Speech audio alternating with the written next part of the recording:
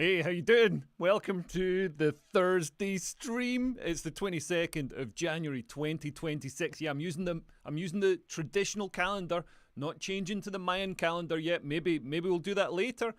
I don't even know what year it is in the Mayan calendar. So we're going to be doing some new material, and I'm also going to be talking about a bunch of stuff. I've got loads of things to get through. Might not get through all of them because I want to keep this tight because I know you're all busy. Unless apart Mandy's in bed. I'm not sure why. Might be sick off work. But I know people have got work to do. So I'm going to be talking about Layla Cunningham. She's the Reform candidate for mayor, and there's a bit of a scandal. She posted a tweet yesterday saying that there's going to be a big expose in the papers. So I've got the lowdown on that. And when I say the lowdown, I mean the freely available information the public sphere. Like I've got any sort of journalistic scoop. No, this is just. But I'm also gonna shout about it, which I think adds a little bit of value. I've also got anti-white racism in medicine, which is, I mean, of all the places to have some racism. Like, you don't want to be worried about somebody hating you for the colour of your skin while you're going under the knife, like literally under the knife. You know what I mean? It's bad enough out in the streets. We've also got Chess is racist today. We've got Emily Maitlis saying that law enforcement is dystopian. We've got Lefties protesting churches in Minneapolis with Don Lemon. Do you remember him? So he's involved in that, and there's also like a worse church. We've also got a Welsh health ambassador. I'm not going to be too mean about her. She seems like a nice woman, but she's also a big fat shit. And there's also a snooty woman who is saying why people are voting for reform. Hopefully you can all hear me. Hopefully all the tech is working fine. I'm going to assume it is. I think I can see like all the lights, all the correct lights are on and stuff.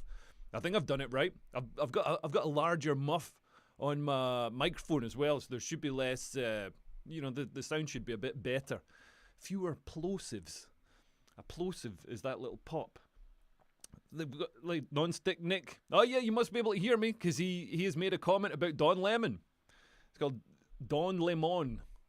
Don Lemon, the 24-hour rally. If only it had been a 24-hour rally. I think it lasted about, 25 minutes.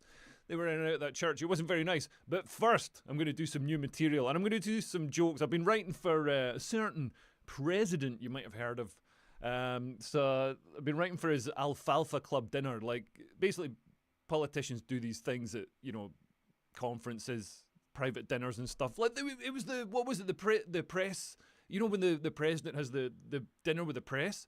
That's what kicked off Donald Trump's whole run in politics. Obama took the piss out of him. And then the next thing you know, you see Donald Trump sitting there being like, this motherfucker, I'm going to get this guy. And then the next thing you know, Donald Trump is running for president. And I think Obama might regret that. Donald Trump, I was sort of, this week I was sort of like, man, what's he doing? But then today, it's sort of all evened out. I don't know why I keep getting suckered in. I keep thinking, oh man, he's serious this time. He's declaring war on Europe. No, it's always bluster. Always bluster. Here we go. All my streaming values look healthy. No dropped frames. Hopefully you can all see this. Anyway, I'm going to do some new material. I'm waffling. Here's some new material. So after the attack in, I guess I just insert a generic terror attack here. What have we had? The Bondi attack. Obviously when I do this material for real, there will be a more recent terror attack because, if there's one thing our leaders won't do, it's deal with terror. But anyway, after the attack in, like, let's just say London. Maybe it's London's turn to have a terror attack. After the attack in London, a Facebook friend posted, actually, let's say Paris. Maybe there'll be one in Paris. After the attack in Paris, a Facebook friend posted, why is nobody talking about the bombing in Yemen? Is it because we're racist and don't care about brown people? But the Yemen bombing wasn't as big a news story because the way news works is we care about things that happen closer to us more than things that happen far away. Like, you can go to Paris in a couple of hours on the train. Like, I've been on stag doos to Paris. I've never been for a dirty weekend in Yemen. Like, we care about stuff that happens near us. That's why the front page of the newspaper in Dumfries is always sheep gets head stuck in fence. Do you think there are annoying pricks on Facebook in Yemen saying, yeah, I know it's bad they bombed that hospital in Sana'a, but why is nobody talking about that sheep that got its head stuck in the fence in Dumfries?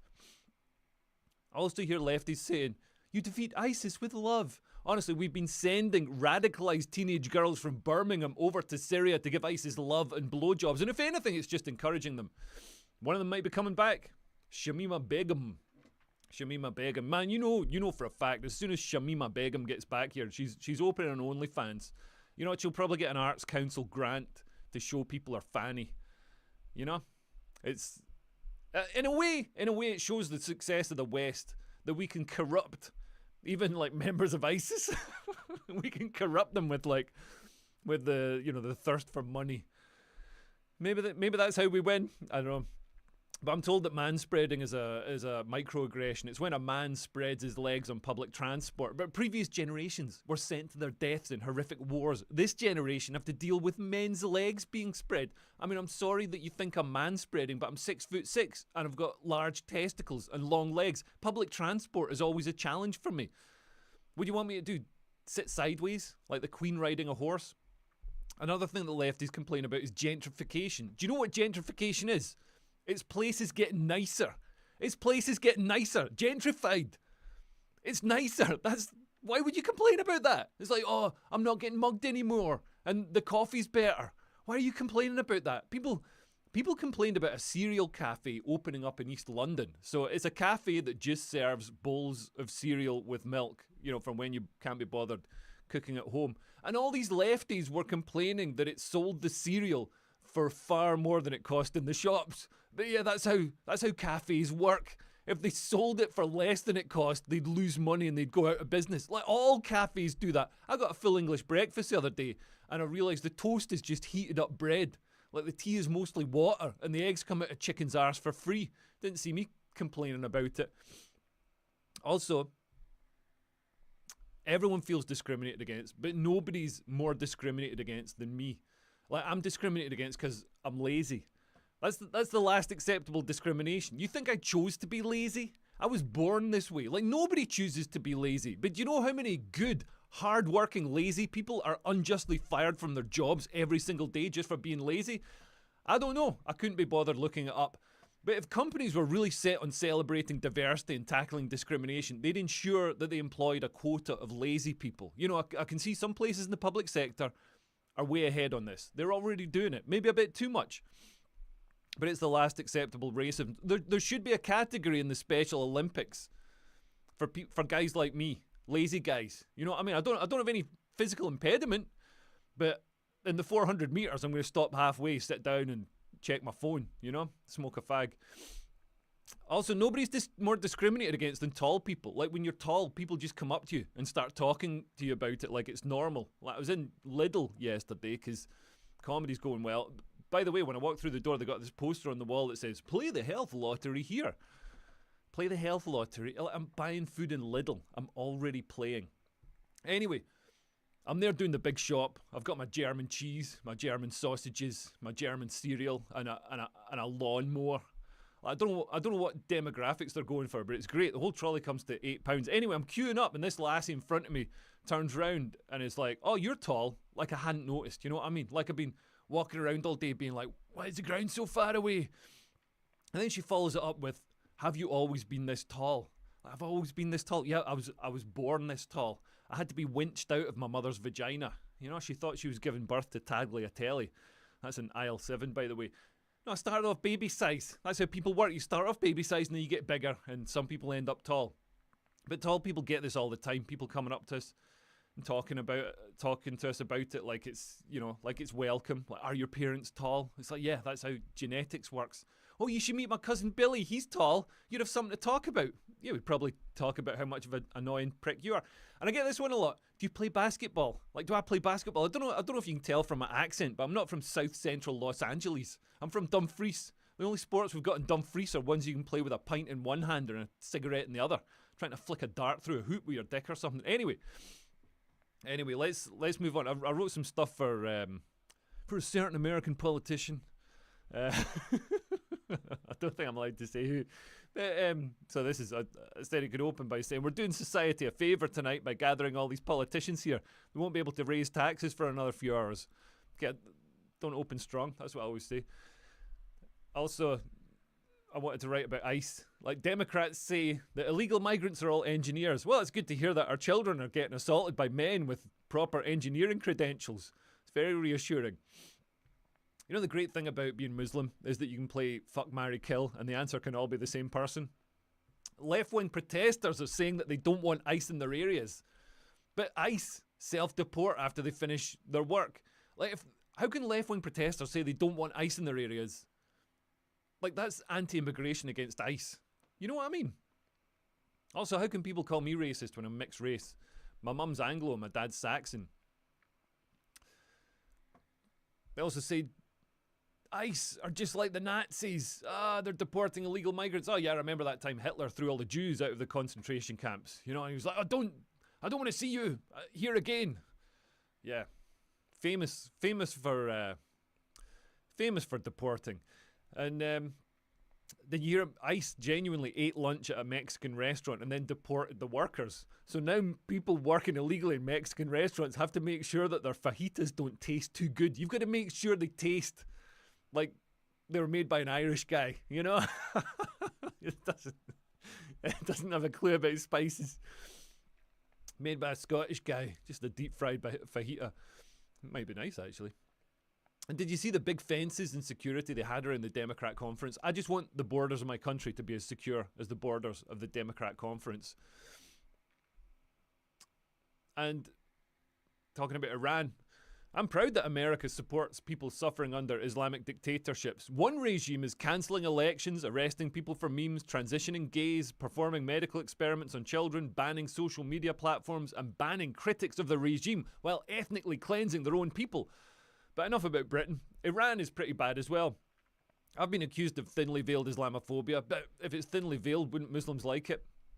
And Western women love making excuses for Islam. Oh, they're conducting female genital mutilation. That's so progressive. They can find the clitoris. And yeah, stuff about Greenland. I think I already put that in my Greenland video. So you've probably already seen it. But it's funny. It's funny, we've had decades of lefties saying, no borders, no nations, no human is illegal, they're just undocumented and irregular, decolonise the West, no human is illegal on stolen land. It's like, well, you know, Greenland was kind of stolen by Denmark. Don't you want it decolonised? I think that no Navy SEAL is illegal. It's just an undocumented invasion. But Democrats also say that without immigrants, we won't have the food, because of course if we deport the Somalians, the Ivy is going to shut down. You know what I mean? It's mental. And what else? Oh yeah, Maduro. I might have done this last week. The female genital mutilation is a good joke. Apparently, it's a good joke. Wicked, man. You never know what's a good joke until you say it out loud, and somebody tells you. You know what I mean? Like I take stuff on stage. I'm like, this is gonna kill. This is gonna kill, and then like nothing, silence, and I keep taking it up, silence. You know what I mean? And then other stuff. You almost think you're not going to even say it, and people are like, well, that's funny. You know, Maduro is in the same prison as P. Diddy. And P. Diddy was excited when he heard that Maduro, the president of Venezuela, had 300 billion barrels of extractable oil. That's enough to last Diddy a whole weekend. Also, you'd think Democrats would be happy that Trump took Maduro and brought him to New York and put him in prison. So Trump used government resources to bring a South American criminal to the USA to live at the taxpayers' expense. Isn't that a Democrat policy? Are they just upset that they did it with one guy and not 10 million guys? By the way, do you know this story? My mate Lenny told me this story the other day. This is probably an apocryphal tale, you know what I mean? But it's funny anyway. You know, they're very progressive in British schools. So my mate told me about a teacher in a primary school in Britain who was telling their kids about LGBTQ relationships and how some kids have got two mummies and some kids have got two daddies and it's to be celebrated. And a Muslim kid puts his hand up and says, Miss, I've got two mummies. And the teacher is obviously delighted. You know what I mean? A brown kid with lesbian parents. This is double diversity squared. So she calls the kid up to the front of the class and says, Abdul, tell the class about your 2 mummies. And Abdul says, yeah, my dad's got 2 wives. Here we go. Okay, I think we've had enough. Oh, I've got some Tim Walz stuff. I saw a clip of Tim Walz riding a horse. It's the first time I've seen a massive cock with a horse between its legs. Okay, that's kind of hack. But, you know, I think if you're doing a roast at some sort of speaking thing, you're allowed to be a bit hack. And Tim Walz says that Somalians built Minneapolis. I mean, it's nice of Somalians to build Minneapolis before they built Somalia. I mean, say what you like about Tim Walz, but I think he's the best politician Mogadishu has ever had.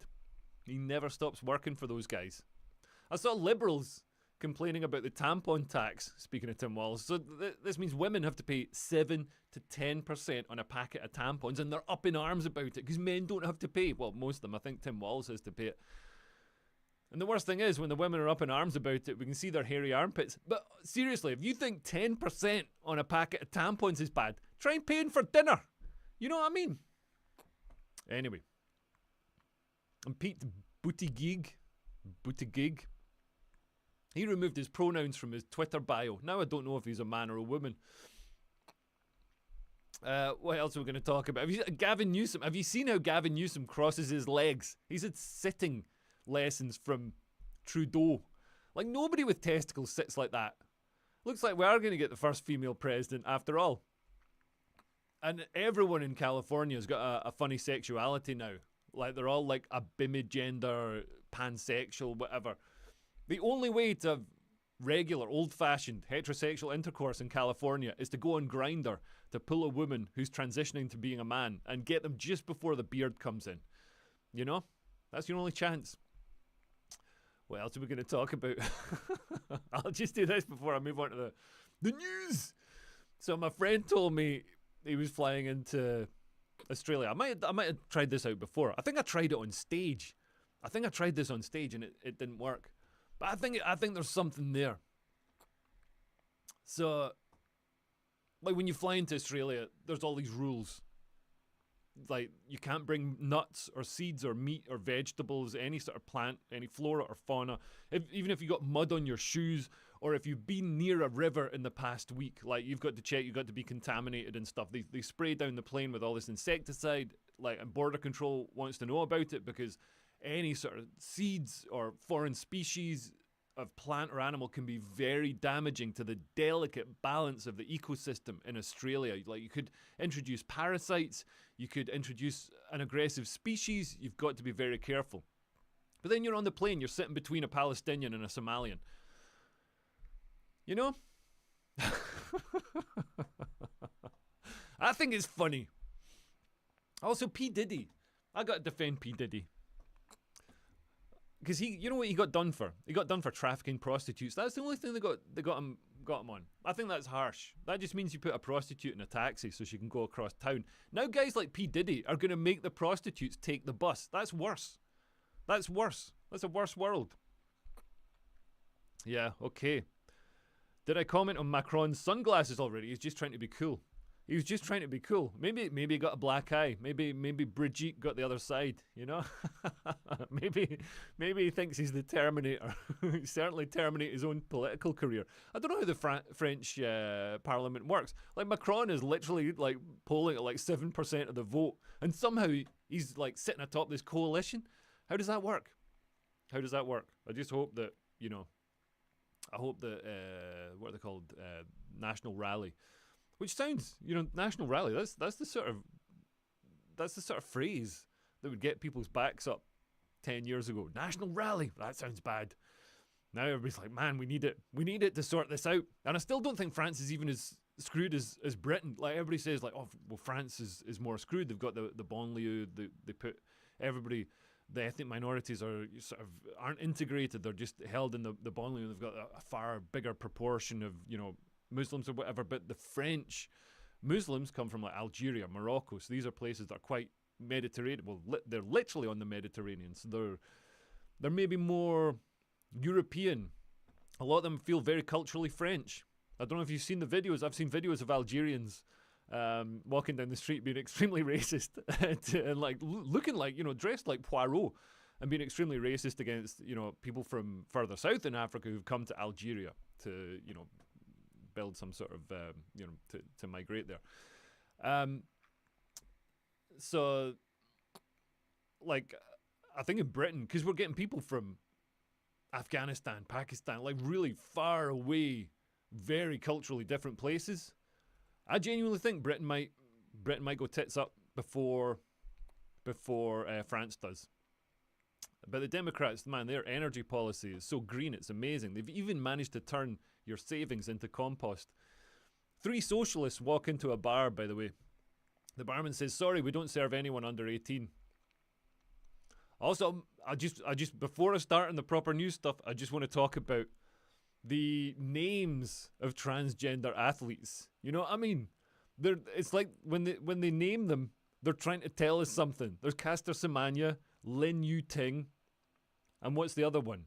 There's Jamie Booker, there's Imani Khalif.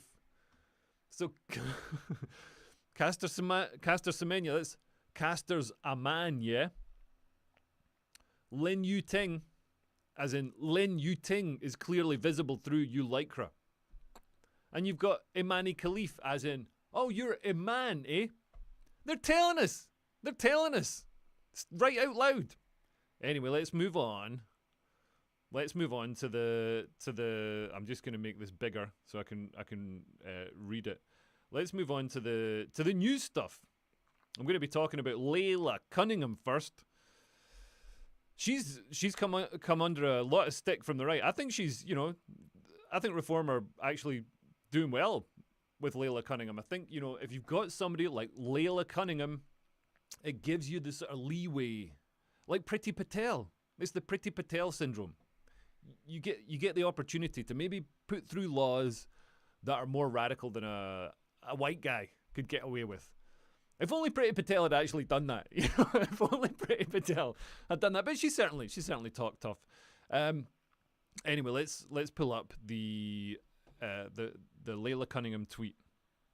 So yesterday, let me just oh my god, look at this. Look at the mess of this. Chrome window 1 tab. How do I fit this? There's got to be a way. There's got to be a way to actually fit this in the thing. Here we go. Maybe if I squinch this over like this. Look at that! I fixed it. So this is what Layla Cunningham wrote on Twitter yesterday. She says, let me move where you can see me. The Mirror are about to publish a politically motivated hit piece on my 92-year-old mother's business in an attempt to undermine my campaign to tackle crime in London. They're basing this on an anonymous, unverified and anecdotal claims of crimes committed on the premises from years ago. These are stories that could have been made up by anyone with no evidence, no verification and no due diligence, just desperation. Let me be absolutely clear. This is not journalism. It's a political witch hunt by a far-left outlet scraping the barrel because I had the audacity to take on Sadiq Khan. I mean, I agree with her about the Mirror there. It is a far-left paper. I have no role whatsoever in the running or management of the business, a small B&B. But for my mother, it holds a special place in her heart. She came to Britain with nothing. She grafted, she saved, and eventually bought that building. It symbolises everything this country used to stand for. Hard work, opportunity, and reward for effort. Every hotel faces its challenges, but to attack a 92-year-old immigrant woman for her grit, her work ethic, and contribution to Britain based on anonymous online comments, I think she means reviews of the hotel, is gutter journalism and frankly beneath contempt. If any of these alleged incidents ever did happen, and there's no evidence they did, they only highlight the lawlessness and decay that Khan, cheered on by rags like the Mirror, has allowed to fester in our capital. So, I mean, straight away, I thought this sounds pretty bad. What is this going to be? Like a hotel, a B&B in London? We know what a lot of B&Bs in London are used for. They're used for housing migrants. Now, Labour are trying to spread them out round the country, trying to make sure that every small village gets its share of the pain. But, I immediately assumed, well, this must be either a brothel or an asylum hotel. The way she's talking about it, it sounds bad. It sounds bad. And the way she's talking about alleged incidents, like, she doesn't deny them. She says, if any of these alleged incidents did happen, you know what I mean? It's not the strongest defense. It's not the most cast iron. No! You know, if they did happen, then they only highlight the lawlessness and decay that Sadiq Khan has allowed to happen in London. Well, you know, I don't know, like, that's, to me, you'd want a more stubborn defense. No, this didn't happen. And she got some backlash from Narinder Kaur Blimey, who's another ethnic minority Brit. Here we go. So Narinder Kaur says, new sheriff in town, Cunningham, is spitting feathers about a story the Mirror newspaper will be running on how her mother owns a migrant hotel and some kind of criminality involved. It's obviously all lies because it's not proper journalism. And Layla is upset because her mother came as an immigrant and worked hard. FML, I don't even know where to begin with the hypocrisy. What is it, Miss Sheriff? Immigrant hotel or not? Yes, that's what everybody was thinking. So let's see the actual article. And this, unfortunately, it's in the Mirror, so there's going to be a million videos and adverts and stuff. Like, oh my God, look at this. Just show me the article. Why can't look, there's adverts for like wooden weights benches. Oh, here we go. Now it's scrolling down. Now it's showing me the article. So let's just read it. I don't know why it's showing me wooden weights bench. I bought a weights bench. Why do they always show you adverts for things after you've bought the thing? It's like there should be a button to click that says, like, by the way, I bought one now. Don't, there's no point showing me, like, I don't need two of them. Especially not a wooden one. Why are you showing me wooden ones? It looks like one of those sex things. A sex hobby horse or whatever they call them. Exclusive. Reforms London mayor hopeful. Co-owns unsafe squat hotel plagued by bed bugs. When they say a squat hotel, I don't think they mean it's very short, very low ceilings. I think they mean, you know, squat as in, I used to live in squats. It was fine. They were very nice. Then you had to start paying to live. That's how bad London is. You had to pay to live in squats. It was insane. I paid, what was it, £600 a month to live in a warehouse? Mental. And it became like the trendy thing to do. So all these, like, you know, wanky trust fund druggy people moved in and ruined it for the artists like myself, you know. I wasn't living there as an artist. Actually, when I lived in that warehouse, I was working for a weapons manufacturer. I was like, everybody else was like, you know, some sort of like making dolphins out of milk bottle tops, or, you know, some kind of, you know, dancer or something. And I'm in there getting up at 7 in the morning, going off to my corporate job in a suit and tie, working out how to nuke the Middle East. Anyway, Layla Cunningham, who owns a £3.9 million flat. Obviously, the Mirror reporting on that as if it's terrible. How dare she have money and wealth and own a flat? Also, a £3.9 million flat. That's probably not that amazing in London, you know what I mean? Anyway, she has shares in firm behind a £50 a night New Dawn hotel, which has attracted negative online reviews, the Mirror can reveal. So she's got shares in it. Like, wait, did she own it? Like, I've got shares in stuff. I wish I still had shares in that weapons manufacturer, to be honest. I left before I got, you know, when you work for a place, you get like given shares. I left before I got the free shares. I'm gutted. I wish I could get those shares. I'd be making so much money off all the slaughter that's happening in the world right now. Oh, I mean, at least if you've got shares in a weapons manufacturer, you know, there's some good that comes from mass slaughter. That's all I can say. So, Reform's new London mayor candidate co-owns an unsafe squat hotel plagued by mould and bedbugs, guests have claimed. Layla Cunningham is running an anti-crime campaign after being picked by Nigel Farage's party, but we can reveal her £50 a night New Dawn hotel has been swamped by negative reviews, including complaints. It has been the target of theft. Tory defector Cunningham, who owns a £3.9 million flat, has set out her stall to protect Londoners. Yet one female guest raised concern over safety at New Dawn Hotel, warning people not to stay there, especially women. The woman claimed she and a friend tied a hairdryer cable to the room door handle as the lock did not work. I mean, it's £50 a night. What do you want? A Mirror probe found the property is owned by Plaza Continental Hotels Limited, with a Companies House filing showing Cunningham owns 5% of shares under her previous married name, Leila Dupuy. Here's a picture. Here's a picture of the hotel. Looks quite nice from the outside. I'd pay £50 a night to stay there. Let's have a little look. Maybe we can see more of the pictures. Nope, it's going to make them all go in a weird place. So, there's a picture of a car. Where's more pictures? Oh, here we go. Here we go. Here's a picture of a shower head. Yeah, that looks rough. Oh, now everything's falling over because the mirror. You know what? I'm gonna have to come out of the mirror. I'm gonna have to come out of the mirror. The mirror is crashing my computer. It's running so many. Why do they do this? They run so many videos and things. I just want to read the thing. Just let me read the thing. I don't care about all the videos of cars and other articles. You're using up so much RAM, you're crashing my computer. Do you think I can scroll down? Here we go. The family-owned and run hotel's website boasts, "We pride ourselves on going the extra mile to make your stay in London truly comfortable." One woman complained on Google, where the hotel has an average 2.7-star rating, saying, "Rooms stink. You can't open the door and not feel a really strong smell." Do you feel smells?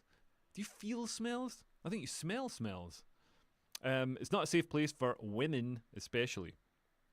Speaking to the Mirror, the guest, who showed us her 3-night June 2023 booking, said she and her friend used a hairdryer cable. We've already heard that one. And they used the hairdryer cable to lock it because the man in reception made them feel uncomfortable. Well, that just sounds like racism. I think what happened is there's a migrant working behind the counter. I've stayed at some of these hotels. There's like a man, might have imperfect English, and these people think that the mirror can eat shit. Their website is properly crashing. The mirror is absolutely folding my laptop in half. Why can't the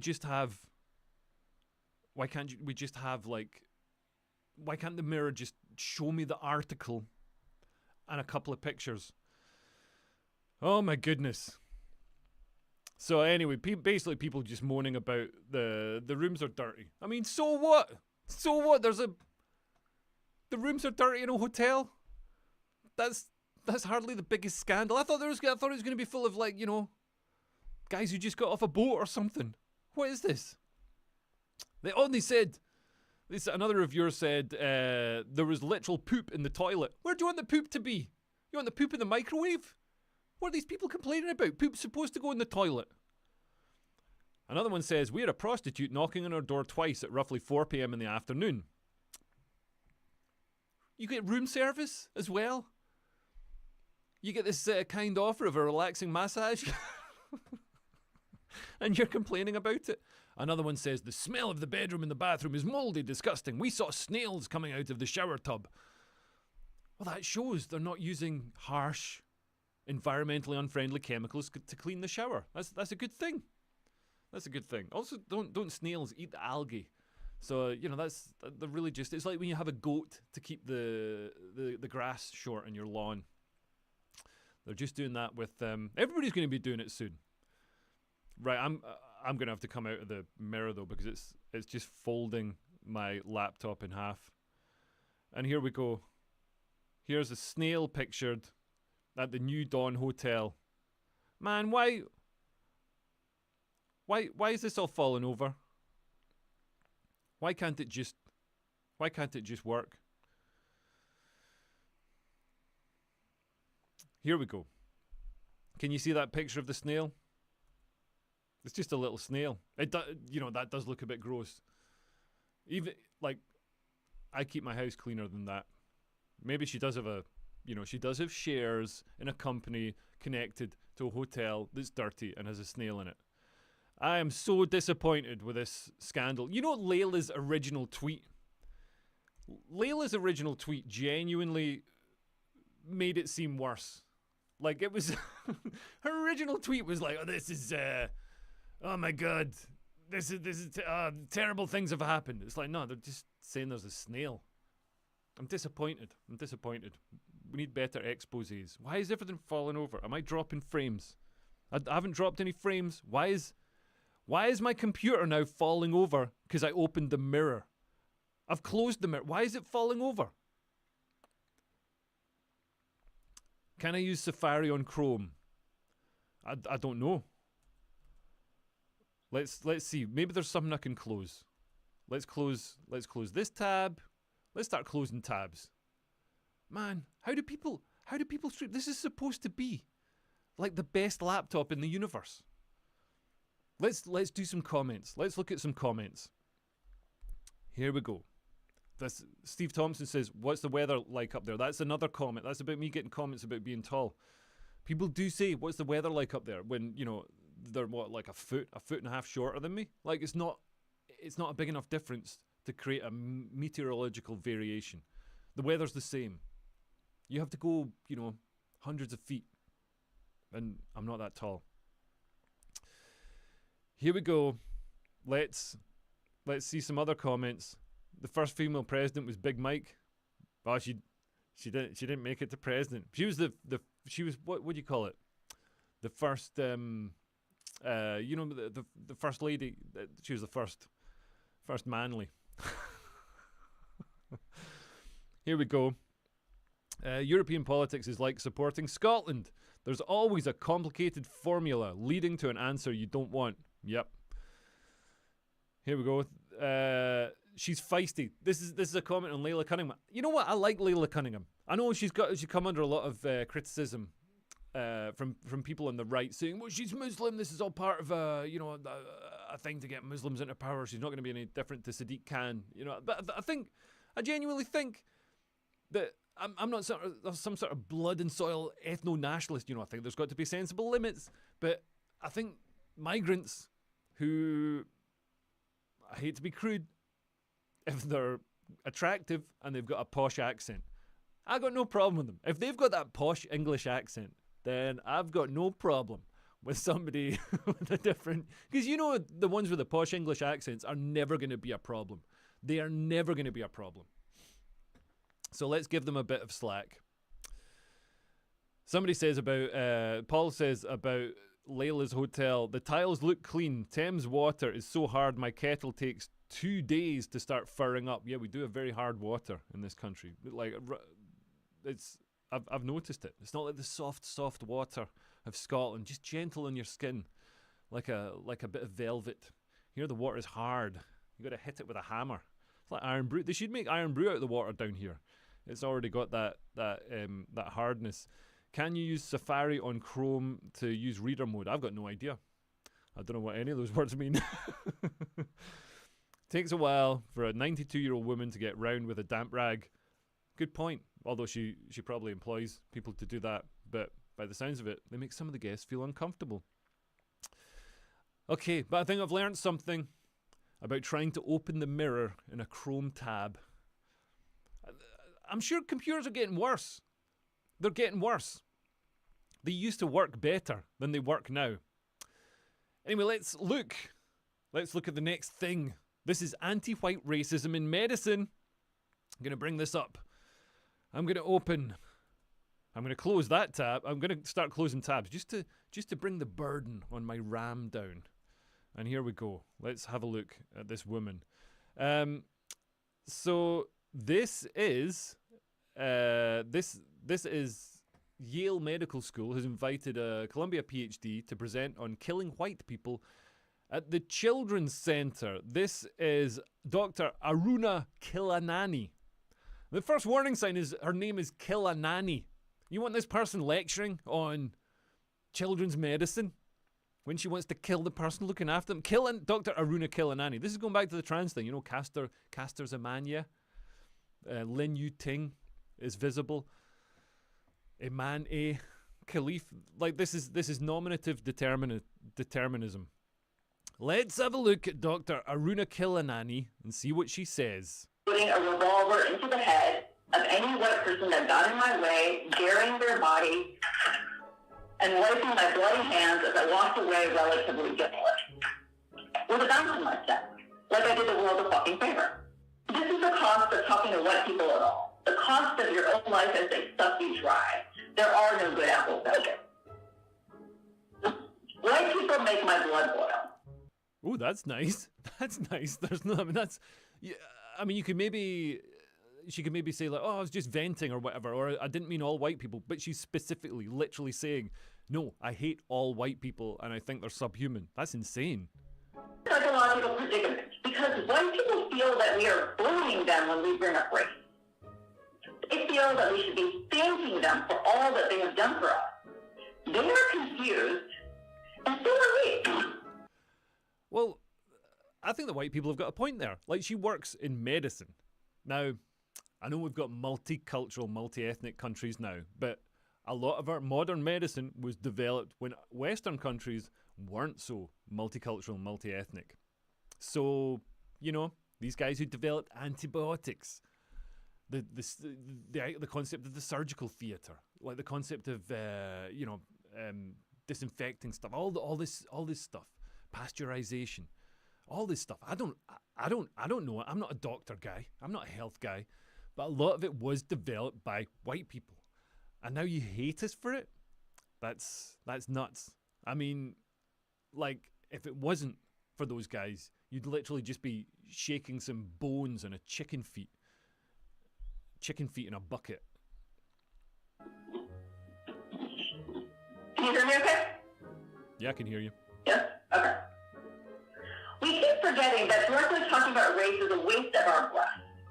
We are asking a demented, violent predator who thinks that they're a saint or a superhero to accept responsibility. It ain't gonna happen. They have 5 holes in their brain.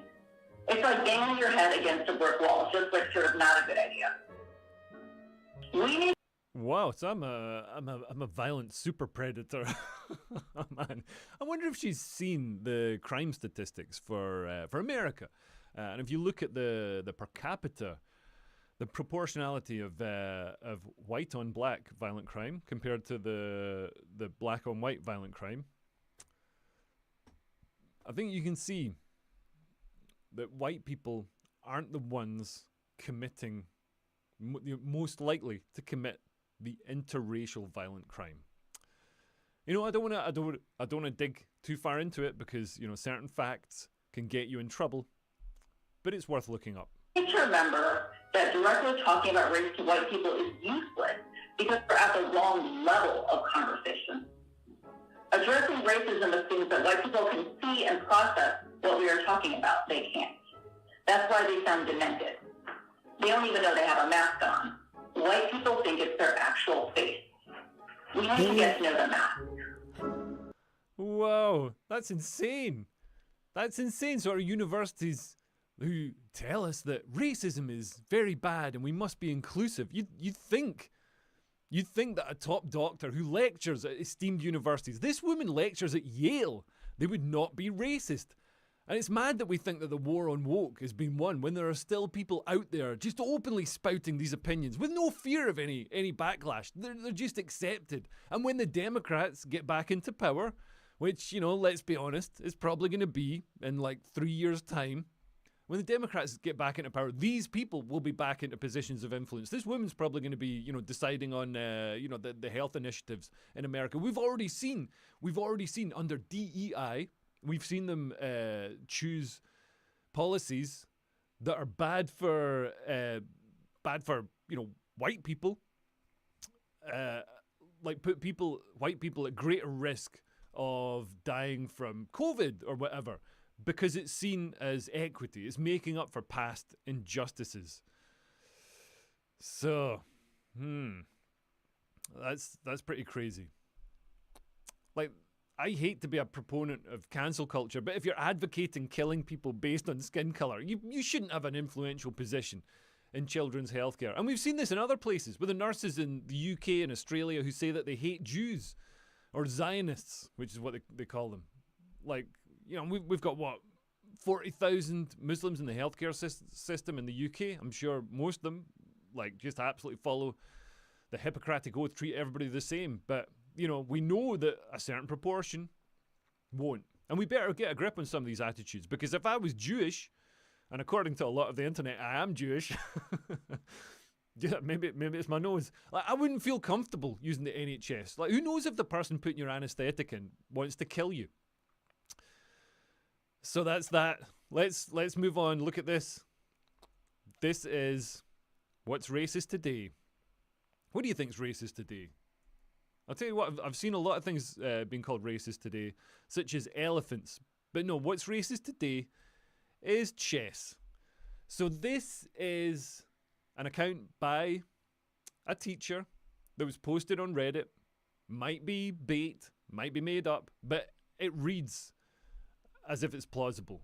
I'm just going to read it out to you. This is a subforum on Reddit where people ask for anonymous legal advice. And when you read this, you'll be able to see why they want it to be anonymous.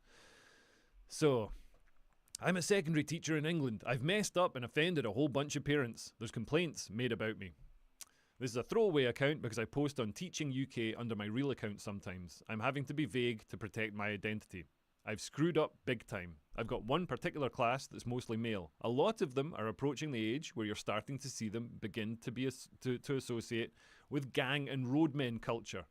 Roadmen, you know, the guys who hang around on the street. I've been trying to reach out to them, and I've always had a passion for debating and chess. Oh, this guy thinks he's Michelle Pfeiffer in Dangerous Minds. You know what I mean? Putting the do-rag on and like dancing with the kids, you know? So I started running a debating club after school, which has proven very popular. Oh, go you, Robin Williams. Dead Poets Society. I discussed doing a chess club, but no firm decision was made. In the run-up to Christmas break, oh my God, well, there's your first problem. It's a non-denominational winter seasonal festive holiday break. In the run-up to Christmas break, lessons tend to wind down a bit. Some teachers put on movies. I decided to bring in my collection of chessboards I've acquired over the years. About 8 of them. Man, I bet they hated you for that. I bet they hated you. Like, they just want to watch Toy Story. And you're making them play chess. But anyway, I've taught the class how to play chess. Most didn't know. We did this for 3 lessons and everyone seemed to get into it. What I didn't realise, and I didn't know, was that chess is forbidden for about a third of my class. I've got 6 parents angrily complaining to the headmaster and headmistress for teaching and encouraging them to play it. I don't yet know what is going on or what is going to happen. The headmaster headmistress is furious with me. They have already shouted at me for causing this issue. There's going to be a formal disciplinary meeting organised in the coming days. I have been employed with the school since mid-2023. I am not a member of the trade union. They refused to help me back in 2018 with a separate harassment case because my harasser was a prominent member of their trade union. I resigned back then and never looked back. Can I please get some advice on what I need to do now? I've never had a single blemish on my record before. I'm exceeding all expectations in my reviews. Should I be organising my own employment solicitor to accompany me to this disciplinary meeting? I'm sure the headmistress is planning to turn me into a sacrificial lamb to appease the angry parents. And when he says angry parents, I think we know what those angry parents look like and what religion they follow. There's chess is haram. It's haram under some interpretations of Islam. Not all interpretations, you know. Some people. I've played chess against Iranian guys, although, you know, not all Iranians are really that into Islam anymore. But under a lot of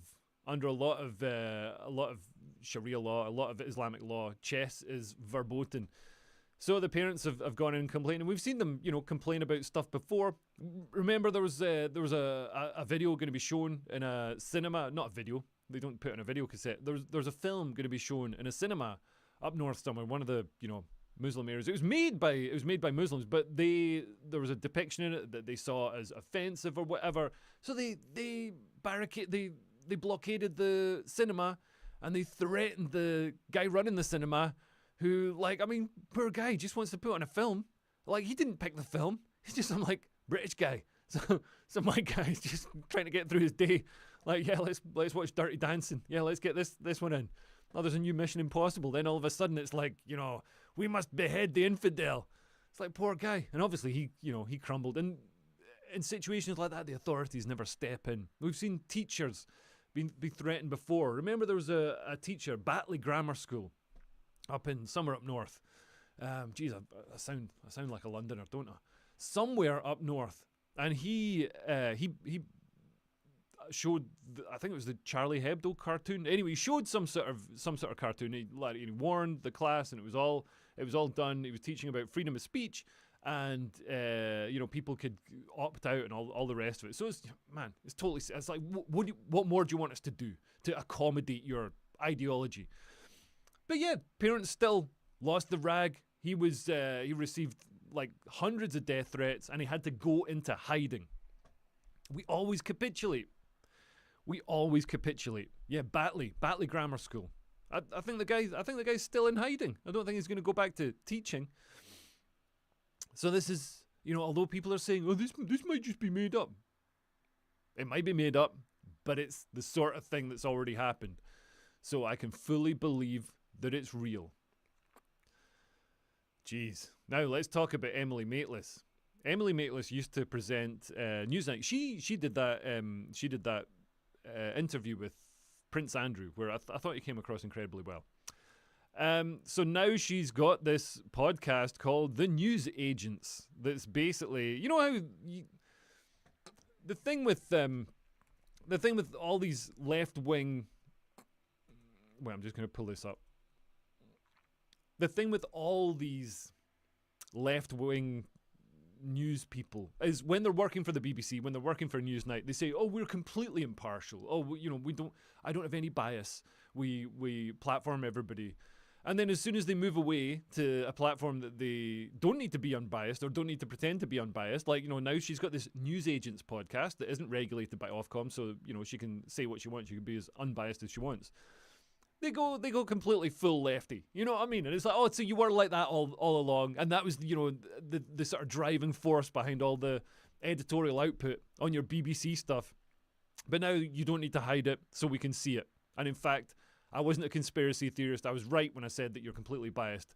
Well, she now says that enforcing immigration rules is dystopian. She's gone across to America to see Trump deporting criminals. Like, we're talking child offenders and stuff like that. Let's have a look at what she says. It's one of the most dystopian, the most chilling things I think I've ever witnessed.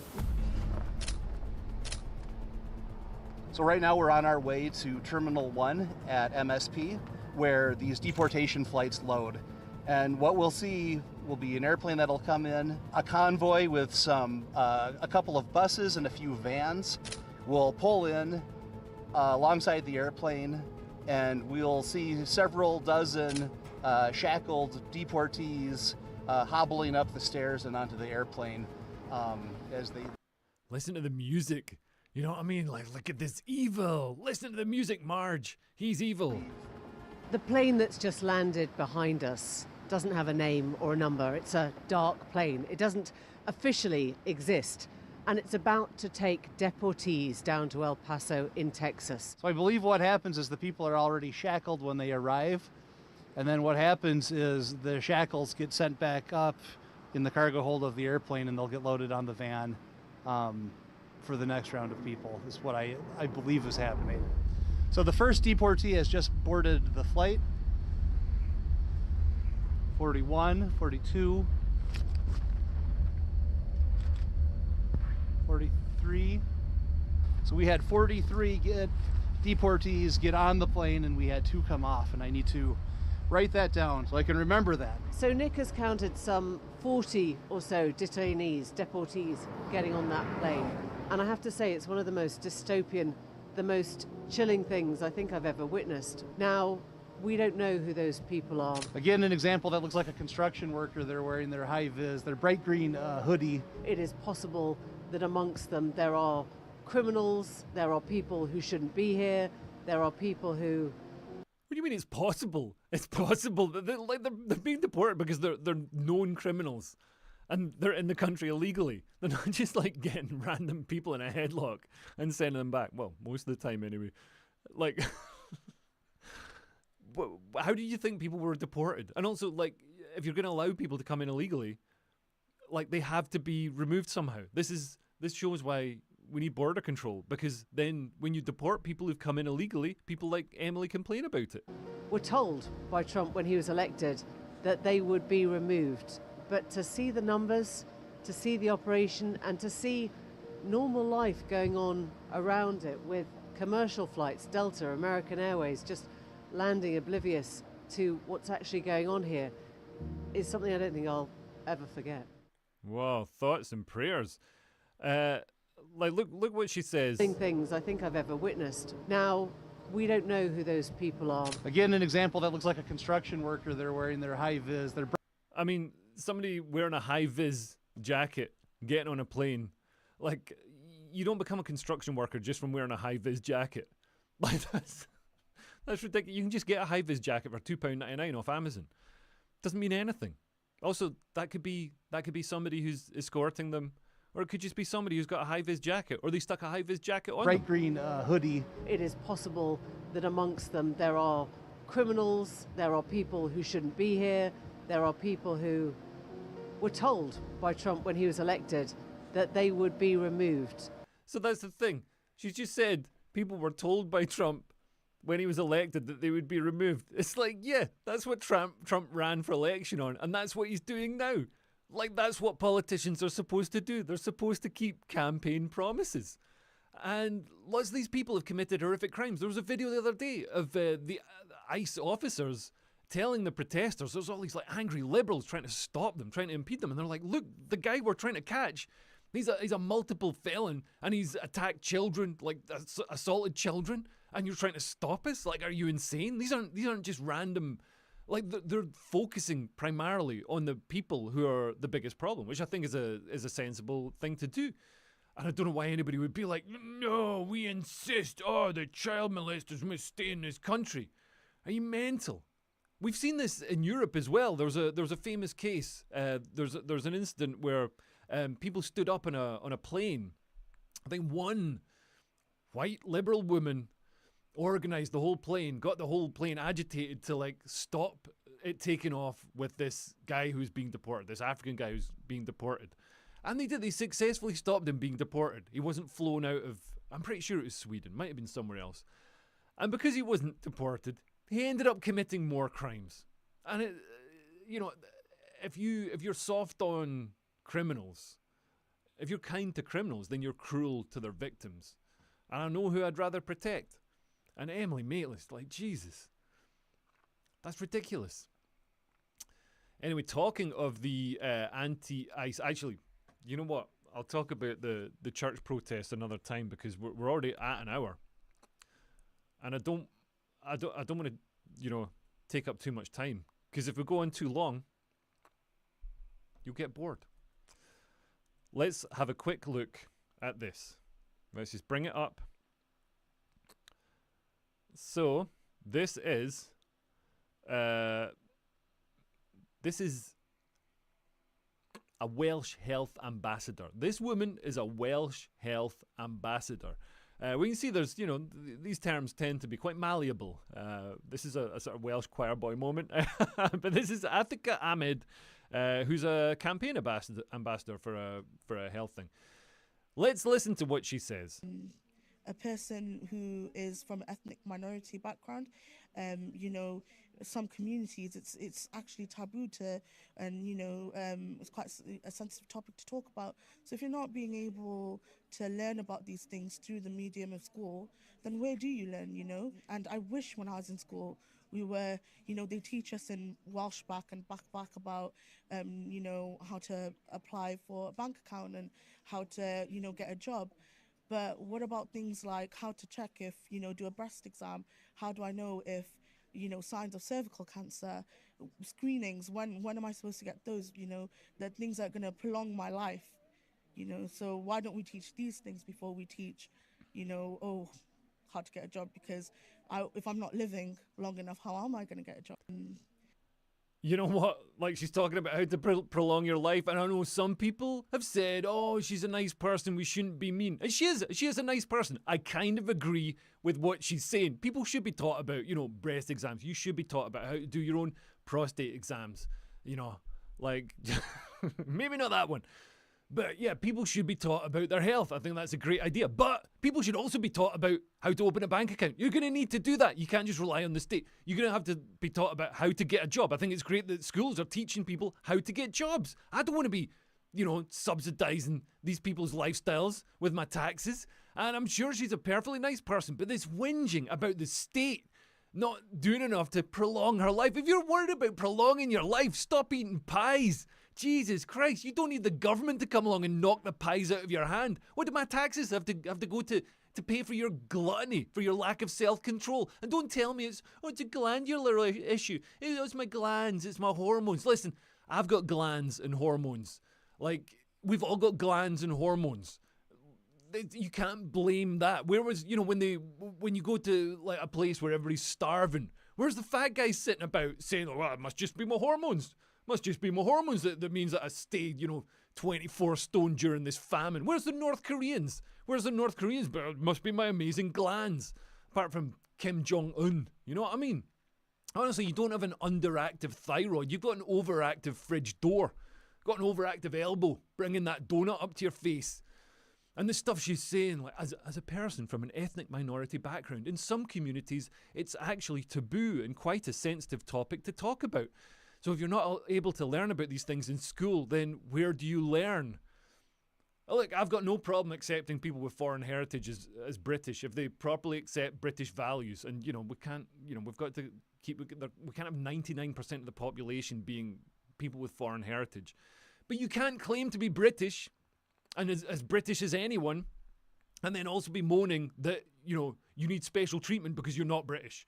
If you're an ethnic minority and you need special treatment for that, you're separating yourself away from being British. Like, you're either British or you're not. Pick one. If you have to have special treatment because you're an ethnic minority, then that means that healthcare professionals are going to be distracted from their core business of health to deal with, multicultural issues. And that's a big problem. That means that resources are going into dealing with, cultural issues, or people who don't speak English, or people who don't have don't know about the whole eating less cake and running about more if you want to lose weight. Like, people coming from cultures where it's taboo, like this woman's saying. People coming from cultures where it's taboo to talk about breast exams or health or whatever. Like, so now our resources have to go to deal with those issues instead of just going to pay for kidney machines for children. Like, if we just had one culture, like we used to, then our public services, our health services would be much more efficient and effective. Like, the BBC reported on it. I'll just bring up this woman. I think this is quite. How do I select all this? Here we go. I'll just bring up this woman because so this is Molly Fenton. Molly Fenton, fentanyl, who is helping. She's some sort of healthcare something. I'm guessing from the lanyard. So look at all her badges. She says that providing young people with information about women's health is vital, and training for healthcare professionals is also key. Like, what does that even mean? Obviously, they need to be trained. You can't have just random guys from Weatherspoons trying to give healthcare, trying to, be doctors. But look at all the badges. Look at all the badges. There's like an ally one, a trans one, probably some sort of, what is that? I don't even know what these other ones. Is she a member of the Moonies in the Bhagavata Gavita? Like, what is all this stuff? Like, all this stuff is a distraction. We should just be talking about health. And you can't say, like, also they say, oh, ethnic minorities have got different needs physically and stuff. It's like, what, are you saying there's differences? Are you saying there's differences between ethnic minorities and native Brits? I thought the whole thing, like, we get in trouble if we say there's differences. But now we've got to pay to treat those differences? I don't know. I'm sure this woman, Athika, what's she called? Athika Ahmed or something. I'm sure she seems like a perfectly nice woman. It's great that she's, campaigning for campaigning for health information to be taught in schools, as long as it's RFK stuff. But I mean, there's some basic stuff, man. No, everybody knows you just eat less food and you run about more. Like, including me. I'm a big fat shit at the moment because I'm not doing GB News as much, and they've got a gym in the basement. Now I've got to build a gym in my garage. But yeah, come on. Welsh health ambassador. Okay, maybe I've got time for one more thing. One more thing. Let me just bring it up. Here we go. This is this is gonna make your blood boil. Maybe it won't. Maybe I'm just touchy. Maybe I'm just a gammon. Maybe I'm a gammon. Maybe I'm gammon and proud. But I saw this this video of a woman. What's her name? I can't remember her name. It says here So this is Aton Imarn, who's got a theory about why British people are voting for reform. Let's see if you agree with her. If you think about those that are less educated, they are more likely to have less opportunities as a result. And if you have less opportunities, that means that you have less earning potential. If you have less earning potential, it's more likely that you're going to be financially insecure. And if you are financially insecure, it's more likely that you're just going to be insecure in general. You're going to lead with fear, you're going to lead with focused on feeling threatened, and most importantly, you're going to be conscious of the competition. Who is regarded as the competition nowadays, thanks to your ilk, Andrew, and reform? It's immigrants, black people, and brown people. So ultimately, when you think about those that are less educated, it's simply an ingredient for insecurity. And that's I think the golden thread, the salient word, the operative word that runs throughout this dynamic. If you think Well, it's interesting that she says education, like people who vote reform, people who vote right wing, lack education. And then she says they have less opportunities. Well, if you'd had a proper education, you'd know that it's fewer opportunities, not less opportunities. When something can be divisible into granular atoms, then, you know, if something can be, you know, so it's less water, fewer bottles of water. There you go. There's an education for you. Since you're so uneducated, maybe you can vote reform. But why should British people? She says, oh, these people feel threatened because they have to compete with all these people who've come in and they're on British soil. Why should British people have to compete with the entire world on British soil? Why shouldn't people feel threatened about that? I don't think our ancestors, when they were building this country, were like, oh, I can't wait to hand away any advantage. You know, anything I'm building for my children. Hand away, like anybody else can come in and fight for it. Anybody else can come in and buy it, can take it. You know, if they can do the job cheaper, they can have this. They can have this land, the institutions, the systems that are successful. And maybe some of those institutions rely on something that's core in British, English, Scottish, Welsh, Irish culture for them to succeed. You know, democracy. Just the idea. I don't know if you've ever tried to buy a house off a man from Oman. I have.